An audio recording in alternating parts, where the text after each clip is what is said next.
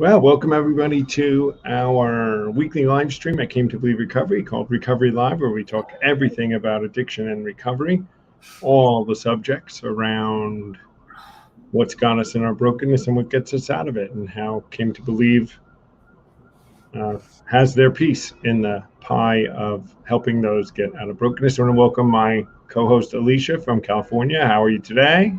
I'm good. How's the weather in California today, Alicea? It's about 52 degrees, but it's nice. It was raining yesterday, but not today. It's nice. Same here. It's in the 50s. I'm in New York City, Radio City Music Hall office, and it's hot in these buildings in New York City. I don't know if you know how they heat the buildings. These older buildings in New York City are by boilers that just heat. Like you don't have any control over it, or very little control.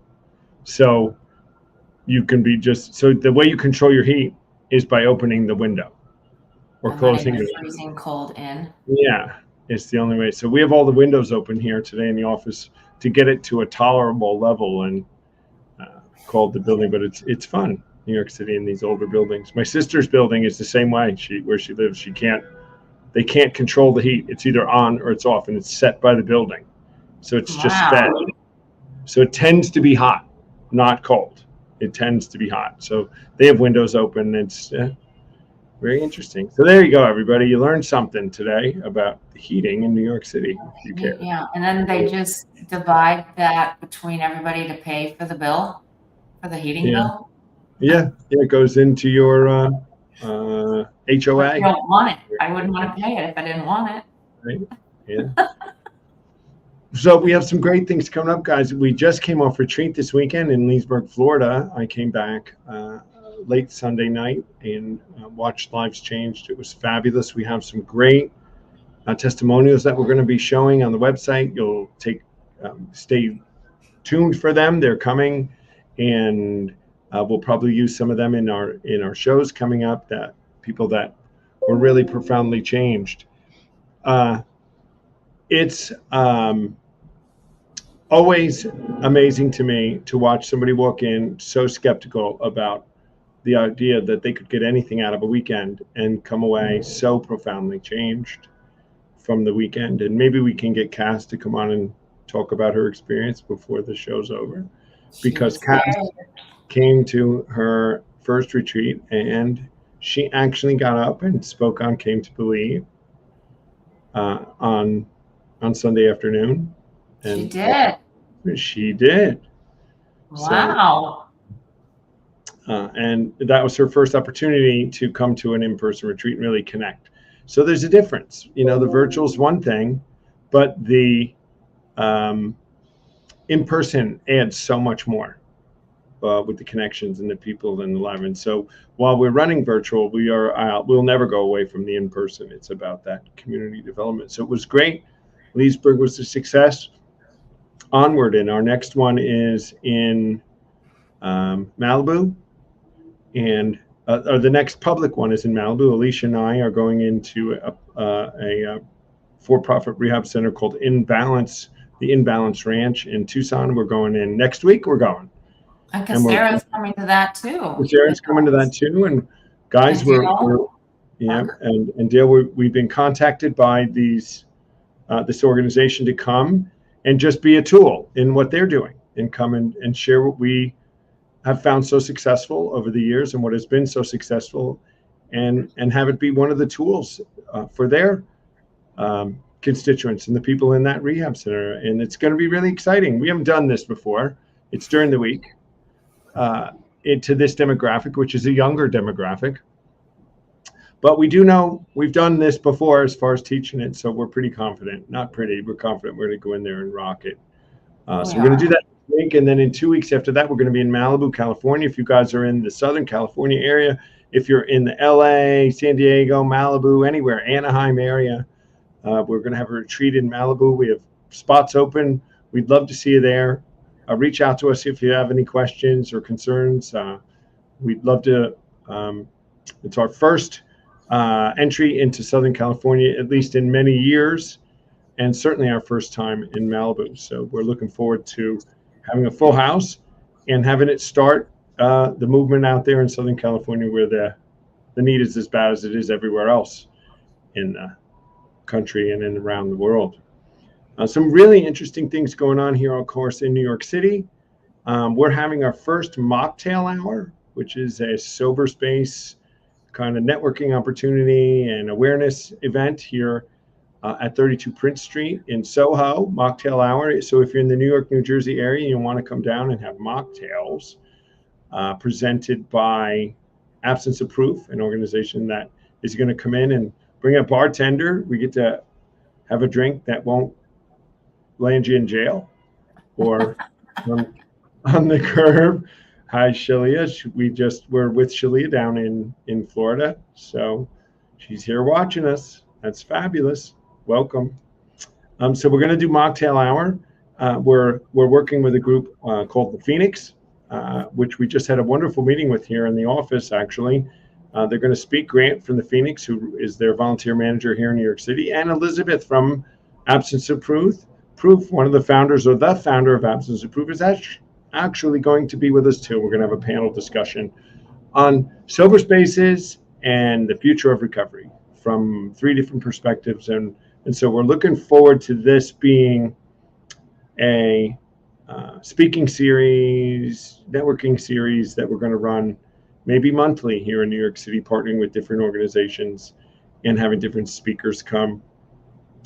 On the 2nd of December now, this is probably news to everybody, but we're going to be planning a kind of a teaser talk, or 12 suggestions to get through Christmas, which will be some element of us introducing the 12 steps the way the founders did it, in an inclusive way to an audience in New York City, to help provide some opportunity for somebody to get some good advice or good tips to get through the holiday season, and some interest in going deeper with us and maybe attending our virtual retreat, which will be in January, from the 4th to the 6th of January.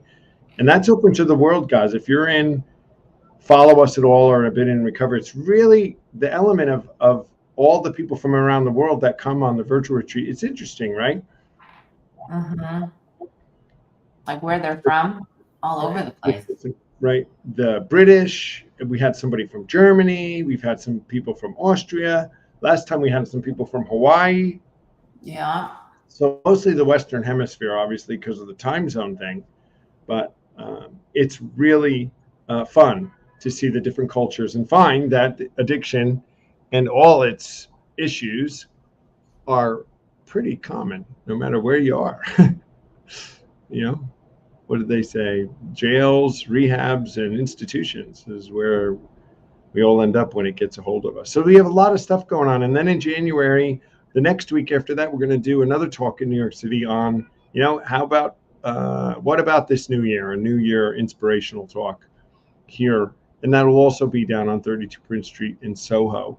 Is that mocktail hour also, or is that something else? Maybe a mocktail hour also. Yes, okay. As a mocktail hour event. And we'll be working closely with the Phoenix, and there may be an exercise element to that and some other things. So we all want to stay tuned for the programming that's going to happen here.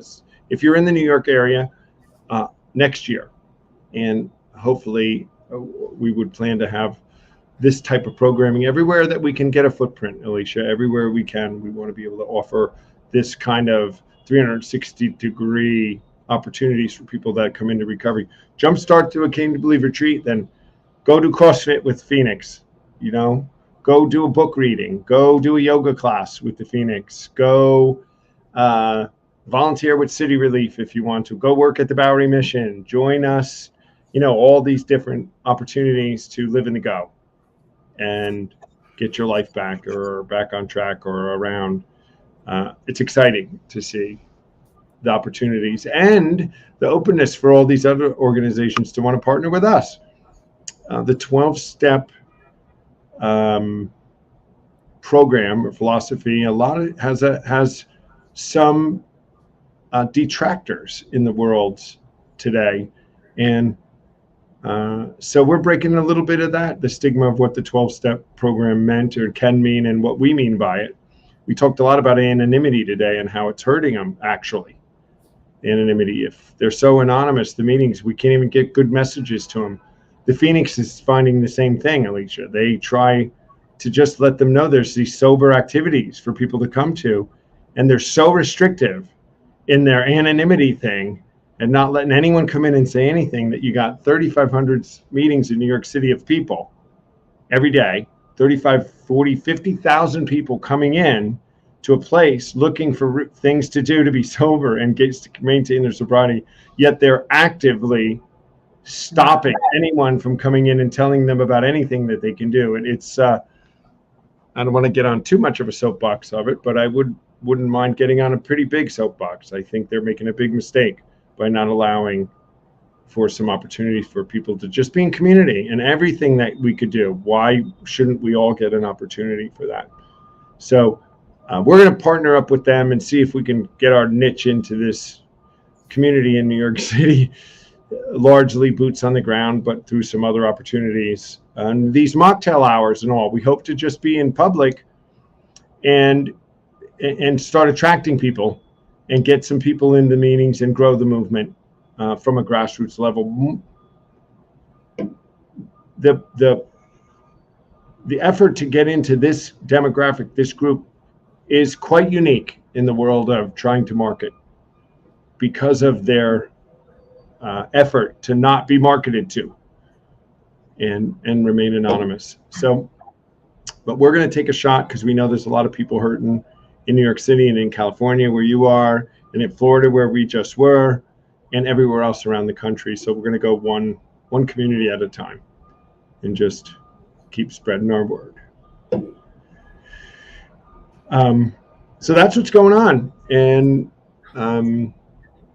reach out to us if you have any questions. If you want to come to California or to one of our events in New York City, they'll all be on the website. The speaking events have not been details to follow in the next week about when the other mocktail hours and events are going to be happening. And we'll be sharing some of the Phoenix events too, because we'll share the Phoenix events. We will. We're not about what they're doing to help people just get in community and get healthy and get around others that have the same mindset of trying to be living in a world alcohol, drug, brokenness free. It's really interesting, Alicea, actually today, before we go into our book review, that the Phoenix is making a more concerted effort now to be proactively open to more than just drug and alcohol, substance use disorders. And they want to be more inclusive to others, just anyone that has any kind of issue and wants to come to a safe community type environment, come. And it's awesome because we look at that too. We want to, right? We reach out to everybody, but they're even more of an effort, they think, because they think that's hurt them a little, that people think Phoenix events, you have to be come. They've found that this has been maybe a potential issue for them. So they're really working on that too. And so are we. Mm-hmm. Mm-hmm. Shalia's very happy about it. I know. So we're doing a book review today, guys, and we do this about once a month when scheduling. We want to do it once a month as scheduling permits. Next week, Alicea and I will both be at the Imbalance Institute, so neither of us will be on Recovery Live next week. We're going to be live doing recovery. That was. Mm-hmm. Did you get that, Alicea? Mm-hmm. Instead of on Recovery Live, we're going to be live doing recovery. Right. Come on. Who's going to cover for us? Nobody thinks that Lisa and Cass are going to be on. Okay. Lisa said today, I guess I'm running that. And I said, you get to run it. Yeah. Right? It's fun to do it. No, just Lisa, Cass, in capital letters. So Lisa's got her all by herself. Well, she'll figure something out. She'll have somebody on it. But the book we're going that's right, because Cass is going to be with us. Huh? Cass is going to be with Cass us. is going to be with us. Yeah. It has to be Lisa and whoever. Once you turn 60, Maybe Shalia. at least someone of them is. And once you turn 60, you just lose your head, I guess. Yeah. Never mind. All right, so You back want to this to. book, which was a monster of a book. Right. All right. So the book that we reading this for this month, and we won't go through all of it, guys. I think we're going to talk about one of the like 35 chapters in it. Is called The Myth of Normal. And how do you say it? Gabor Mate? What? We're going to hit the addiction part We're mainly. going to hit the addiction part, right? The author is Gabor Mate, Mate, French E, Mate. Yeah. And it says trauma, illness, and healing in a toxic culture. And it's a big, huge overview, guys, on how our entire culture and the way we've all been raised in the system of the economy and political system and religious systems and cultural systems and all have so profoundly affected relationships and growth and children and addiction and depression and anxiety and disease, and how this is all predictable, and how they were doing these studies that stress and economic pressures and people and things are having such a negative effect on our humanity. It's too much to talk about. Epigenetics and turning off genes, and I mean, it's very interesting. I could see myself reading this book again because I'm actually listening to it on Audible rather than reading it. There's a woodpecker outside my window, if you can hear him. I can't hear him, right? But very interesting to read things like, and we'll talk about addiction. Like I grabbed a hold of, when we're babies or we're children, the society says, right, the culture says that you've got to sleep at a certain time, wake up at a certain time, because you've got to go to school, because if you don't go to school at a certain time and a certain age, you have to learn this certain stuff, and then you have to go to this certain job, and because you don't have enough money, because you got to eat and you got to this, and that all of these systems are set up based on cultural norms and things to be successful in our society, but that they don't necessarily match basic human needs of hundreds of years ago. What does a human being as an animal need to be whole and healthy and normalized and not depressed in their growth? And they may or may not need any of that at whatever level or no level. And all these ideas that, you let a kid cry himself to sleep, or you pick him up all the time. And there's all this new research now saying many of the things that people thought were the thing you needed to do were brainwashing, damaging, traumatic to children, and having effects, small t trauma, that were showing up in people's lives later. And that now they can trace it back, and there's actual healing available to them. So that's the good news about this, is that there's also significant evidence that our brains actually can be rewired, and that you can wire the brain to think and move the thoughts and processes into the different part of the brain and experience healing from this. So that's really complicated, guys. I know, and a bunch of stuff. You got to read the book 2 times and all, and study it, but it all flows to addiction. And so he spends several chapters on addiction. And he actually wrote another book on just addiction. We probably should read that one next. The Ghosts of Something. Don't you think? In the Realm of Hungry Ghosts. We should read that one. Read it next. So in chapter 16 of it, he talks about addiction, a new view of addiction. And let's see what his definition for addiction is. This is a definition that is in the book on it's chapter 16, page 224. It says, addiction is a complex psychological, emotional, physiological, neurobiological, social, and spiritual process. It manifests through any behavior in which a person finds temporary relief or pleasure and therefore craves, but that in the long term causes them or others negative consequences, and yet the person refuses or is unable to give it up. Accordingly, the three main hallmarks of addiction are short-term relief or pleasure and therefore craving, long-term suffering for oneself or others, and an ability to stop. And what does it say?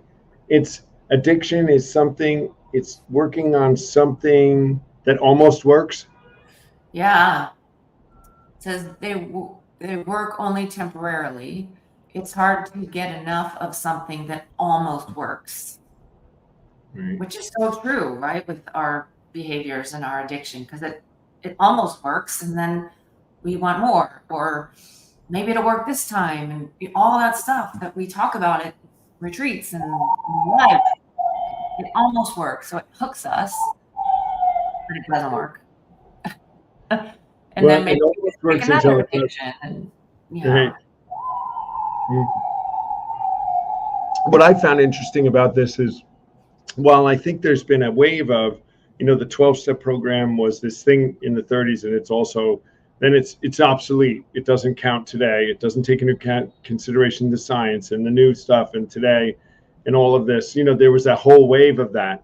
But this is starting to point back to, and all the new science about neuroplasticity pointing back to, they just knew some things back then that didn't have the science that backed it. Maybe, and that some of the principles that worked really do align with some of the science today that are saying that we can heal through changes in process and thought process and move those thoughts from the back of our brain back up to the front of our brain. So like he says, addiction is a complex psychological, emotional, physiological, neurological, social, and spiritual process. Spiritual process. We say, right, it's a allergy with a now I'm drawing a bit. Yeah, there's an allergy with a spiritual malady and has a strange mental twist or strange thinking process. So there you go. The allergy is the physiological part. There's a physiological part.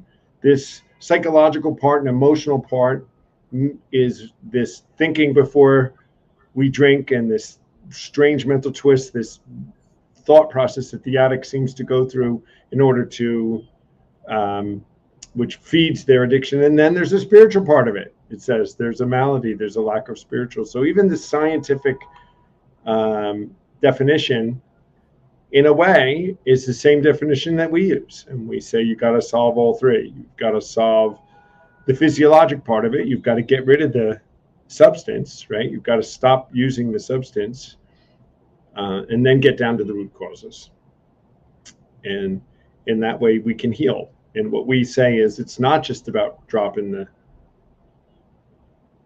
whatever it is that has you in bondage. It's about the whole healing so that we don't need it anymore. Right. Because if we don't heal it and get it out and continue in 10, 11, and 12, we'll just pick up another behavior and then be addicted to that. Maybe a more acceptable one in society, but it's still addiction. It still is. There, he talks in here about the two models or two thought processes that people have about addiction, and one is that it's like your fault. It's a choice model, right? The choice model that, and we hear this, right? At least it's a lifestyle choice. You're just a loser. You're just no good. You drink, just get yourself together, right? And then the disease model is that you were born with it. And now there's a bunch of evidence that says, well, there's no such thing as an addiction gene. They've not found it. Right. Nobody's found a gene that says you're addicted. So that doesn't fit either. Even though it fits, it does operate like a disease. It fits a definition of a medical definition of disease, not perfectly. And it certainly has a choice element in it. I mean, at some point we had a choice of taking a drink, right? It has an an element of that makes it somewhat some personal responsibility at some level. So where is the definition line? Where is it? It's someplace in between that this addiction sits. And so we've got to address it that way. We've got to address it from a diseasey standpoint and then a choicey standpoint a little bit somewhere to bring about healing from it. I had never heard about epigenetics before I read the book. I've never been in biology classes enough to know about it, but I thought that was really interesting. And it certainly makes sense, and they now have it scientifically, I guess, verifiable that we have a set of genes, but they can be turned on or turned off. Right. They're models, the environment that you live in can turn on or turn off tendencies of the gene to have an effect on you. It's more complicated than that, I guess. I'm trying to explain it in a way. And that the way they're turned on or off does predispose you to addictive nature later on in life, that you're going to use something or somehow some bad behavior or substance, right? Predispose you, but not predetermined. Right. They say like the epigenetics loads the gun, but your environment pulls the trigger. So that's the same with diabetes and all these health disorders. You might have that gene, but if you eat right and your nutrition is on point and you exercise and do all the things, you could be fine. So to blame it on the genes is ridiculous, actually. So, and you're right. And they're saying now it's proven that you're not born to be an addict. It's not genetically passed down, except that the set of genes that could be turned on or off to make you that can be passed down. Right. Well, because you're probably living with the parents that passed the gene, but also they're drinking in front of you and having disorders in front of you. So you're living in that. That's the environment. That's pulling the trigger. If you were out of that environment or they got sober when you were 1 year old, then the trigger wouldn't be pulled unless, you're then in another environment. So he makes a case in here that in the right environmental atmosphere, right? It's like the same word, right? Environmental atmosphere, right? And with proper upbringing that nobody would be an addict. Did he say that? I think there's a case to be made that are in it as the case, and depression would be much less, and anxiety and all sorts of the things that are rampant in our society today could be drastically reduced, if not eliminated, with just better environment at young age. It all happens at the young age. It all happens, We all say it's our parents that screwed us up, but they didn't know any better with whatever they did, if that's true. If they didn't turn on or off the genes that had us predisposed now to go on. I think at 10 years old, I was on the road. By 10 years old, the gauntlet was going to be run. Without some significant intervention, which I don't even know if they had back in the 70s. I was destined to run this gauntlet based on how I was raised and the things of my temperament and the way I needed to be nurtured, as opposed to how I was, turned things on or off to me and had me sent to a place. I can see it now, clear as day, right back to when the angst I had and the feeling, and why didn't anybody understand me, and why didn't it matter? Why didn't they think I was important? Why was I ignored? Why didn't anybody? I stuff it and stuff it and stuff it, and it hurt because we don't understand at 7, 8, or 9 years old. All you do is feel the trauma of it, and then you're out on the playground and you get trained by all the peers around you and their trauma and all. And then all of a sudden at 17 years old, someone hands you a beer, which relieves the whole thing. All this anxiety goes away, and all of a sudden you fit in, and all of a sudden you feel good. And you crave that feeling now, right? That state. And get in it. And now that's it. I'm on the road and feeding in it until I realize and take steps to change that, to make choices and to reverse that damage. The addiction goes on. And that's what happens at Came to Believe. That's what happens. That's our goal at Came to Believe, is to help you try to identify what it is that doesn't work in your life and in your character. We do it. And then start a process to make better choices, to start the healing, not just choices, but to have a true transformation out from that to the other. Yeah. I think we should have him on this show. I wonder if he'd ever come on. He does do podcasts and stuff, right? I know. I heard him on a couple of them. He went into, like, with all that, it's that saying that addiction is a disease misses the point. And then he said it attempts to soothe the pain, and it's rooted in coping mechanisms. So we shouldn't say what's wrong with the addict. It's like, what is right with the addiction? What's the benefit? We that was our coping mechanism because of our traumas and pain. That's the root, was the pain, and we're looking for something to soothe it. So that he goes a lot into that too, of why we're trying to cope with our life and our traumas, and it almost works. So we hold on to it, and then everyone around us is also probably addicted to something, and here we are in this world of crazy.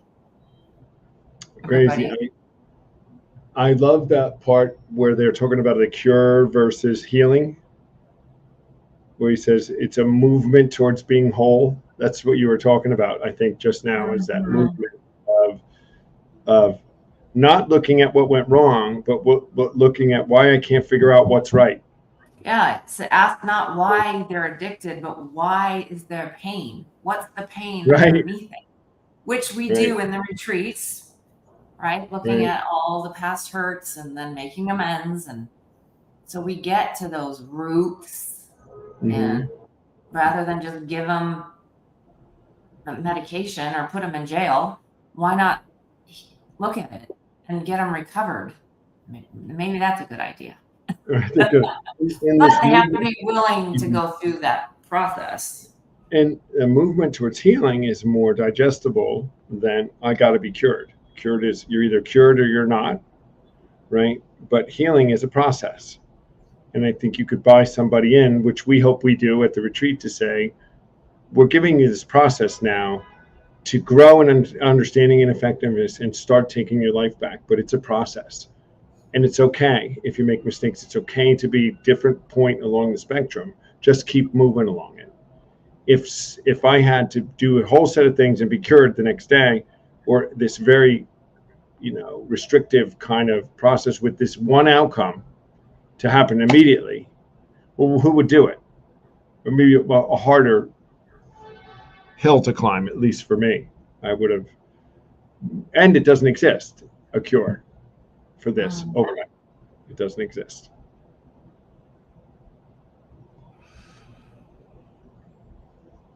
He went into too, like, mental illness as a construct, and that, what was he saying? That's just an objective idea, and he doesn't agree with the DSM-5 that diagnoses whether you're bipolar or you're this or you're that. Like, their opinion of what you have, and then it locks you into that pigeonhole rather than why are they acting this way? Again, getting to the root. What are the pains and the traumas behind that are having them have these so-called disorders? Right, that you act with the criteria that they've called bipolar. Right. But there's no actual physiologic test that definitively, no blood test that says, oh yeah, he's bipolar, he's this, he's that. They just assume, right. Which I don't know that everybody knows, Alicia. I think people think that when they're diagnosed bipolar, that there is a test that somebody takes, and they went into a doctor and the doctor said, you're it, you have it. Right.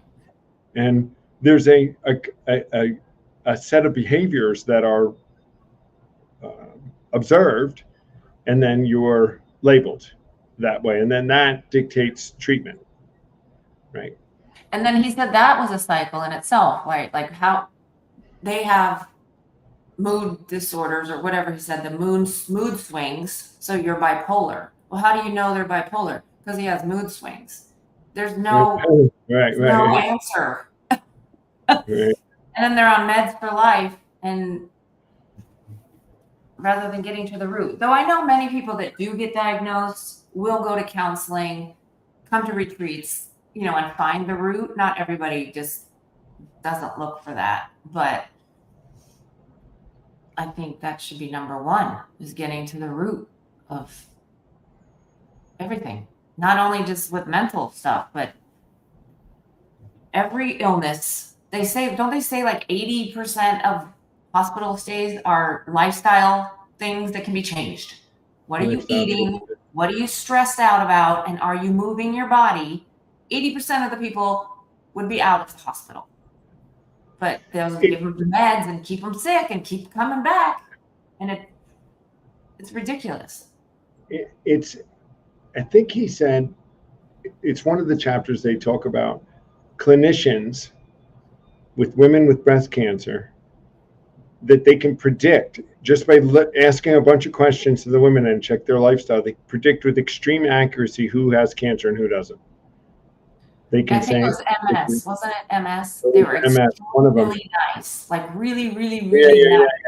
Yeah. And stuffing all their emotions, like they get MS. Not saying that if you're really nice, but it was like ridiculous that they could predict it to like almost 100%. Yeah, these nurses were predicting as they were just interviewing women in that they're going to have it. Yeah, and they're not based on lifestyle that they had. It should tell us a lot, guys. It should tell us. And I know here, Alicea, in New York City, I'm just flooded with the energy level and the requirement of energy level to just live and maintain and work and be successful in New York City. I mean, it's, somebody was saying to me, if you don't make $500,000 a year, you're nothing in New York City. That's not successful. I mean, how do you make $500,000 a year? And the systems, that stress levels, my sister is in a job so stressful, she could hardly see straight. And it affected everything. She's moved out of it now. But I mean, this is what it is. They're in it. And I've been spending so much more time here, and I feel it. When I'm out in New Jersey in the condo and I'm working out of there, it's a whole different atmosphere. And I don't think it's healthy for me. I'm fighting it a little. Everything is 3 notches up when you're here in the city. And is there greater opportunity? Is there an opportunity? But great opportunity for what? Is it more money, more prestige, more power? What's the cost for that? Right. And is there a better way for me to do it, right? Well, he even went into his own addiction of workaholism, Gabor Mate. And that is New York. Striving for the next buck. Because why? Because they think it's going to make them happy. It's not. And then they want more. And then how much more? Just a little bit more. And it almost works. It keeps them striving. It keeps them, and then they get it. And then they just need more. And then no more. With anything, not just money. Getting fit, getting more fit, losing weight, losing more weight, gambling a little more. It's never accomplished. Ever. And how, what, I mean, I guess I knew it intuitively, but it's so well documented and articulated. The guy's one of the best writers too. The words on every page. I have to write a word down on every page that I learn. He's so articulate with the English language. He uses awesome words, and he doesn't overuse them, like, throwing up a dictionary into it, but there's awesome words on it. But how, if you put it in like in a boundary, if you just said in the New York metropolitan area, you were born here, right? You were born in the New York metropolitan area and you couldn't go anywhere else. This was going to be your life. You're going to be trained up to have to live this life with this stress. Because in order to just even survive here, eat, live, pay for your heat, and you've got to join this system. this ecosystem, I guess, as it were, that is just designed from day one to kill you and to make you depressed and anxious, and you, this little baby that's born here has no choice in this. I'm getting a little dramatic about it, I get, but there's the case is made and there's science behind it that we don't have as many choices as we think we have. That, you know, you have a choice to be whatever you want to be. Well, I don't know if you really do. Can you go off the grid? You might be able to, Alicea, but I don't want to. yeah, But going off the grid. like people that are born there, like if they end up being homeless or really poor, they don't have a choice of how are they going to travel outside of the state. You know, Well, there you go. they're stuck. Stuck in a system. One of our California volunteers says the system in the state is so pitted against someone to come out of recovery or out of a bad life situation. Just stuff like trying to, somebody gets, you know, sober or comes out of jail, you know, the cost to buy a car, the cost, there's this taxes on a car, there's this, you know, and they get a $14 an hour job or an $8 an hour job, and they can't get to the job without a car. But there's so many barriers for somebody to get a car monetarily in taxes and fees and things that they don't get a car, and they're forced back. What do? They go sell drugs because they can. It's so hard to break out of the system, and the system is set up against them, especially in California. We should have Dale. He dictated to me all the barriers to someone getting out in California that were money and large amounts of money, and that if you didn't do it, it forced people back into these lifestyles, and it's what's keeping people depressed down in a lot of cases, not all. But that goes on everywhere around, and these things that force us into having to do what we have to do. Which goes back to the point where there's no money in it because people think that it's a choice. But then in that too, I mean, addicts are crazy. I'm one of them, and many of them would take advantage of it. So, like, how do we fix that? Yeah, it's a bigger it's conversation for us. Yeah, and you are crazy. I am crazy. I am. You guys only get exposed to a small amount of Alicea crazy. Live. Very crazy off the screen. I've spent a bunch of time with Alicea in person, and a little crazy. She's really crazy. But not as crazy as you were 2 years ago.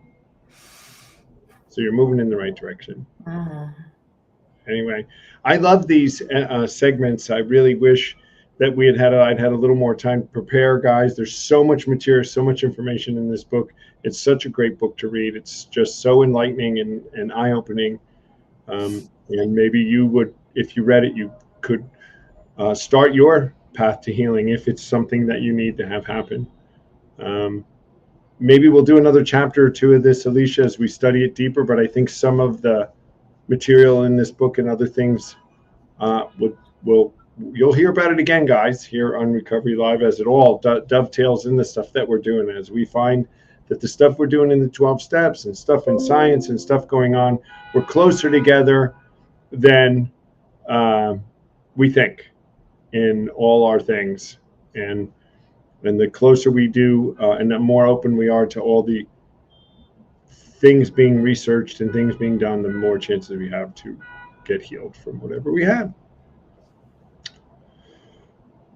So, mocktail hour in a couple weeks. We'll see you in Malibu if you're in California. In December.